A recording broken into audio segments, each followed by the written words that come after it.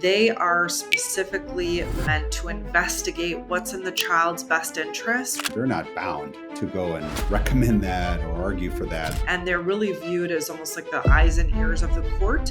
And that's really going to affect the trajectory of the case. Well, hello and welcome to the Illinois Family Law Insider. I'm your co-host, Jeff Hughes, and I'm the CEO of Sterling Lawyers. And I have with me my co-host today. Hi, I'm Katie Van Deusen. I'm the managing partner here at Sterling Hughes. You know, Katie, we see hundreds and hundreds of cases every year, and so many of them revolve around one of the major issues in a divorce, and that is the children. And that can be a very contentious, highly emotional, and super important part of every divorce.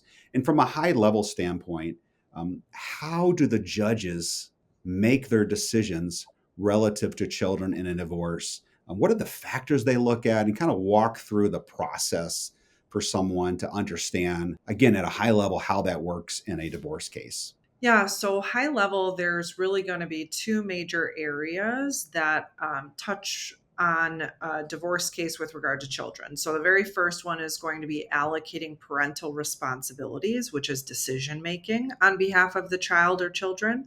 And then the second So major, when someone hears that really long legal phrase, yeah, allocation of parental rights, that really, they can just like replace that, do a find and replace, and that's decision making for the kids, right?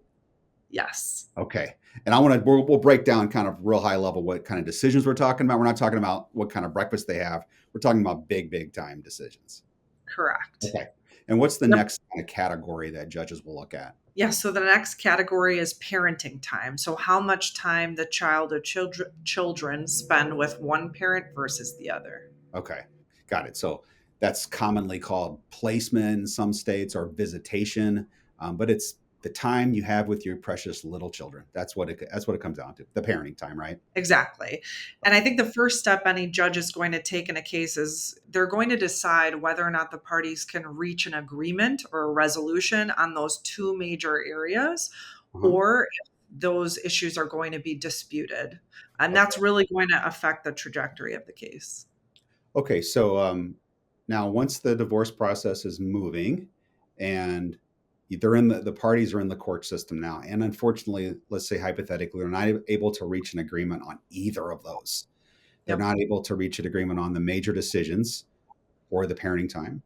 What happens next? Yeah, so what happens next is the judge would most likely require them to go to court ordered mediation. And that is a process through the court system where the judge appoints a mediator, Mhm. and both parties have to sit down and mediate with that neutral third party mediator to Okay. try to navigate these issues and figure out whether an agreement can be reached or not. Okay. That's usually the first thing the judge does. He just goes and sends them the mediation, or she sends the mediation, right? And are these mediators always lawyers? Are they non-lawyers? Who are these folks, generally speaking? When it comes to court ordered mediation, they are always attorneys. So Okay. typically there are set lists depending on which county you practice in. Mhm. There are going to be a list of court approved mediators, and those are typically all attorneys. And Private mediation is a separate kind of question, and that could be done by a non attorney technically. okay. But the court-ordered ones are other lawyers who we presume would have experience in that county in family law to know the law, and then probably more importantly how the judges interpret that law in the Exactly. county. Yeah. Okay. Are these mediations typically at the office of the attorney, or maybe like a courtroom side conference room sort of deal? Where are they usually at? Well, that's a great question. So typically, when it's a private mediator and a court ordered mediator and it's Mhm. an attorney, typically that's done at their office. But there are some programs, depending on which county you practice in, where it could be done through the county itself. Sometimes those individuals are at no cost to the parties, and they may not be attorneys. So just keep Okay. that in mind. There is, depending on the county in which you practice in, that may be an additional option. Yeah. Okay. So the parties go to this, and they're really trying to reach an agreement on these two significant children issues, right? That's the ideal outcome. And then Correct. Okay. So we mentioned that really long phrase, allocation of parental responsibilities. That's decision making. So what are the major decisions that would fall under that category? Yeah, so those areas are specifically set forth in the statute. So the statute for decision making, or allocation of parental responsibilities when it comes to decision making, is 750 ILCS 5/602.5. And that sets forth the major areas Hmm. that affect decision making. So it's extracurricular activities, health related care, or health care for the child, education, and then religion. So those Okay. four major areas when it comes to decision making, the parties are going to have to decide, is that one parent making the decisions, so sole decision making, or should it be joint decision making where both parents have input into how those decisions are made on behalf of the child or children. Yeah. So if the parents agree on everything, but they don't agree where the child is to go to school, then they have a dispute on that decision making category, right? Definitely. Okay. And as a general matter of kind of how the public policy of our state legislatures entered the law, they really want parties to have that joint back and forth decision making, that collaborative parenting. That's kind of where the policy is trying to push us, right? I definitely think there's a starting point, or maybe let's say an unspoken default, that both parents should participate in decision making. But I do think that if you have specific facts or things that are occurring within your case that would warrant sole decision making, that Yeah. that's still something that a court would order, Yeah. presented with the right evidence. And the other thing, too, to consider, the judge is always going to wonder about what's in the best interest of the child or children when it comes Mhm. to decision making. So if two parties just cannot communicate with one another, if there are factors at play where a parent is not putting the best interests of the child or children first, then that could definitely impact how the judge rules on those things. Yeah. Okay. And then now moving over to that second category of parenting time, how is that viewed under the law? What's the primary way the courts will make decisions relative to that? Yeah, so there's a list of factors and in the statute, of course. So Mhm. that statute is 750 ILCS 5/602.7, that deals with parenting time and what's Mhm. in the child's best interests. And it's driven by a list of factors. There's Mhm. quite a few. So when it comes to decision making, there's also a list of factors. And then when it comes to parenting time, there's a separate list of factors. There are Well, some real quick on overlap. that, I want to point out to our listeners here, Katie, that if there's a battle over that, you really need to understand that list, both of those lists and the full factors, and tie all of your evidence and all your testimony to support those factors, not the ones that you or I may think is important in the moment. It's really that list that's under the law the judges look at, right? Definitely, yes. And it's either the judge or any other court appointed expert. So, following mediation, if there is no agreement, you may end up having a different expert appointed to investigate what's in the child or children's best interests. And they look specifically to not only the best interests of the child or children, but that list of factors under Okay. both of those statutes. So, what would be an example of a court ordered or appointed expert? So you could end up having what's called a guardian ad litem, or a Hmm. child representative, or potentially even a custody evaluation, or a 60410 expert. There are also experts that could investigate substance abuse or alcohol abuse with mental health evaluation or physical evaluation under the statute. So there are quite a few options that the court has when it comes to figuring out what's in the children's best interests. And what would you say would be the most common of all of that you just mentioned? What would be the most common type of expert the court would appoint? I think, given my experience, it would be a guardian ad litem. Hmm. And that's another lawyer, right? Appointed. And their job is to do what? What's their role during a case? Yeah, so there are a list of guardian ad litems per county. They are attorneys and they do have to take certain training in order to become a court approved guardian ad litem Hmm. or a county approved guardian ad litem.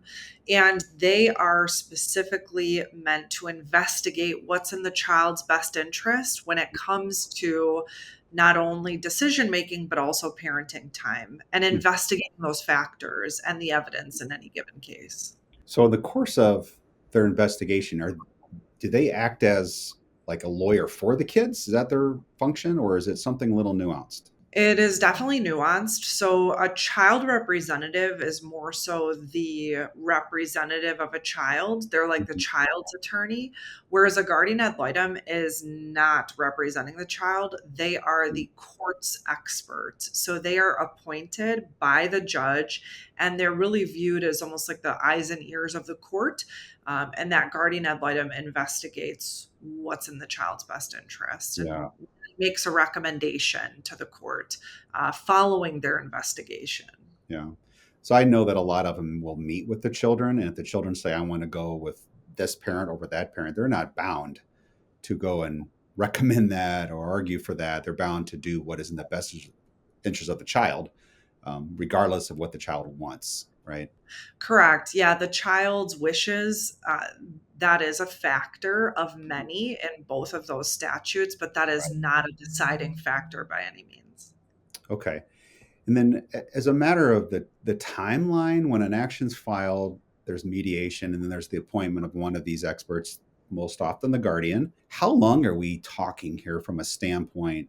Now, I know every county is different, Katie. So you're going to say Cook County is going to be this long, but DuPage is going to be this long. So, as a general rule, to give our listeners some guidance, what can they expect the time frame to be? Yeah, you hit the nail on the head. It honestly depends. I know that's the most attorney That's like a answer. lawyer thing to say. Every all lawyer, it depends. Well, okay, No, but but it humor is us for a second. it is true in most situations though. So I would say generally speaking, if there are no emergency issues or safety issues to concern, Uh-huh. then typically mediation happens, I would say, anywhere within maybe 3 to 4 months of the initial filing. Again, that could, be streamlined faster if it's a private mediator, but I would give a general timeline of 3 to 4 months for mediation. And then a guardian ad litem would most likely be appointed thereafter. And a guardian ad litem could take a sizable amount of time to investigate. There's no real deadline with regard to when they should have their report finished or when their investigation should be done. There is a rule that does exist where um, typically an allocation judgment or some type of court order addressing these issues should be entered within a set duration of time. I think it might be 18 months from the date of filing Okay. that an allocation judgment should be entered. What's an So, allocation judgment? I want to make sure we clarify that. an allocation judgment is really a judgment that deals with all of these child related Okay, issues, got it. addresses decision making and parenting time Yeah. for any given family. It's our version in family court of a speedy trial that you see in criminal court is basically what that is related to, right? Just making sure there's some order in place a year and a half after filing because you don't want the kids being strung out for forever here. Exactly. Okay. So if the guardian or the child rep gets on board, they do their thing. And what I have seen is that the majority of cases end up settling in some capacity after that if they get this third party input. But if they're not, right, Katie, and you have to go and have the judge decide, the time frame is closer to what? Is it 18 months at that point, or is it could be longer by agreement of the parties? I mean, typically it's that 18-month window, and then the judge is really going to be applying a lot of pressure to decide whether or not we have an agreement or if we need to set trial dates. If At that point, a guardian ad litem or a child rep has attempted to try to reach settlement and a resolution on the case, and that's not working, Hmm. then you really need to decide rather quickly whether or not you want to obtain additional experts or request that from the judge. And it is within the judge's discretion as to whether or not they let you do that Yeah. or they would grant that request. So if there's still not an agreement, it goes before the judge in a trial. That's where witnesses and evidence is presented. The judge will then decide the decision making, the allocation, right? Or the parenting time for the children, right? And, Correct. and the judge will do that based on those factors and those two statutes that you cited. Correct. Yep. Good. Okay. Well, has there been anything else that I haven't brought up here that you think would be important to make sure our listeners hear? I think the only other thing I could think through is just explaining maybe when it's appropriate to ask for a 60410 evaluation or a Hmm. custody evaluation. And those are really, I think, not as common just because they are costly and they do take a much longer period of time than what we've already talked through. But those can be appropriate in certain circumstances where there might be psychological issues involved, either with the parents or the children. And that may require a more in-depth evaluation than what maybe a guardian ad litem or a child rep is able to provide. Yeah. So that is just one last thing to keep in mind. Yeah. So that's another option available. Correct. Yep.